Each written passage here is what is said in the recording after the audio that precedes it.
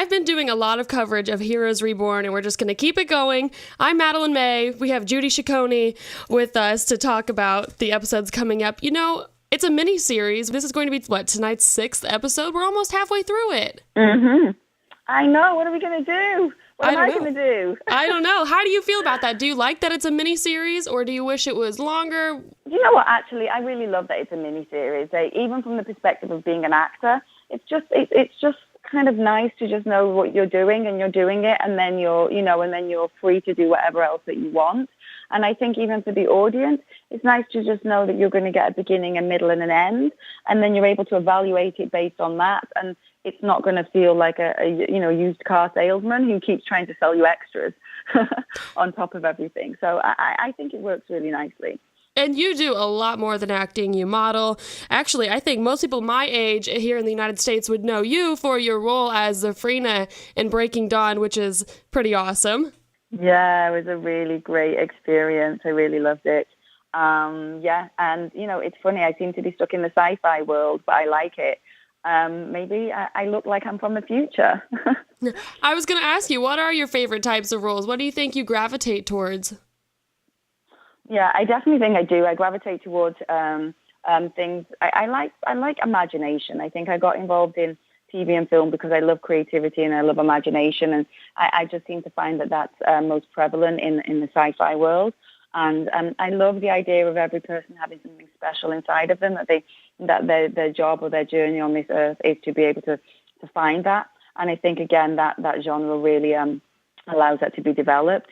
So in my personal time, I'm, watching those sort of movies. And as an actress, those are the ones I like to play. And I'm starting to do more and more action, which also is great. I think with my height and my stature, it works really well.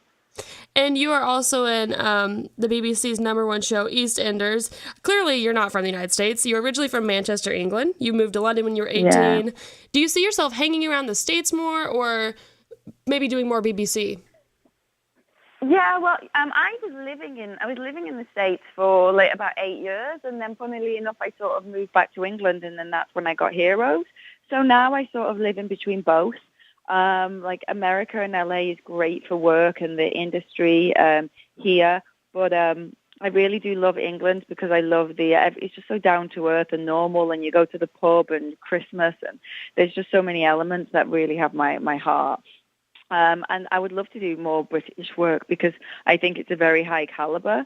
And I think that there's some just great British actors out there. So I think I don't like choosing. I'm not very good at commitment, so I like to have my feet on both sides of the pond.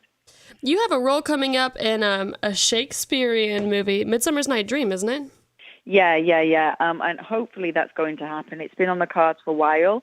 I'm playing Hippolyta. And we're going to shoot in Switzerland, I think it is. And if it happens, it will be wonderful. Obviously, with films, it's tricky to get financing, and Shakespeare, it seems, is particularly difficult because you're not absolutely sure it's going to be a commercially viable film. Critically, they're great, and they're very interesting and very educational. But if they're not made the right way, not many people can want to see it. So, but I hope it does happen. Because I think to be able to go from doing, crazy kind of sci-fi shows and MTV shows and films to be able to do, some Shakespeare would be pretty awesome. Right now you're playing Joanne Collins. She's the girlfriend of Zachary Levi's character, Luke. But you're the bad guy. Can you tell us about your character? So Joanne started off as, a mother, a regular mother, a housewife. And then through a series of events which involved her losing her son, by means of a terrorist attack, which she blames Evos for, and Evos are people with special powers. She's basically turned into a vigilante where she wants to avenge her son's death and eradicate Evos from Earth. And so you just get to meet this character that's maybe gone a little bit deranged. But I think you can understand why, because I think losing your only child, definitely can take you to a mental place that you haven't been before. And so that gives her a freedom where you just get to see her be badass, basically, and shoot a lot of people and chase a lot of people and, get to have a lot of fun doing it. And you also really get to see her relationship and her dynamic with her husband, Luke Collins, who is played by Zachary Levi. And, that's really fun, too, because it's not just this woman shooting people, but she's a wife and she's a grieving mother. So it's a complex character, but fun. On the episode that I watched, she had walked into a house and killed this guy flat out. And Zachary Levi was he almost seemed conflicted to me. How is he feeling about all of this that's going on and all of this killing? Yeah, I think his character's a bit of a mooch. He doesn't really want to get involved in the killing now. I think it's got a little complex because, I think he's discovered elements about himself that makes it a contradiction and maybe hypocritical for him to carry on doing what he's doing. And I think that what works so well is you've got two people doing the same thing, but they're both feeling completely differently about it. And also you're getting to see the conflict that goes on in a marriage. I mean, maybe regular people, their conflict is over whether they have the dinner party or not, or where they go on holiday. But I think this is a conflict over whether you kill people or not, but it's still a conflict, and, there's still similar ways of dealing with it sometimes. And the people that are being killed are these Evos. And you can tell that the Evo's powers are developing, especially for Tommy, who cares more about teenage life and girls and his powers. Is it safe to say that every episode, it's getting riskier and riskier for them? Yeah, it definitely is building, and I think that's something that could continue. This Heroes miniseries is set in a world that is a bit more paranoid, that is a bit more dangerous, and there is more of a separatism between people with powers and people without. Just merely because of the knowledge of them is available now. And so I think, that's what you're seeing. You're just sort of seeing what happens when a world doesn't handle the differences between each other well, and how that takes people down, a very dark tunnel.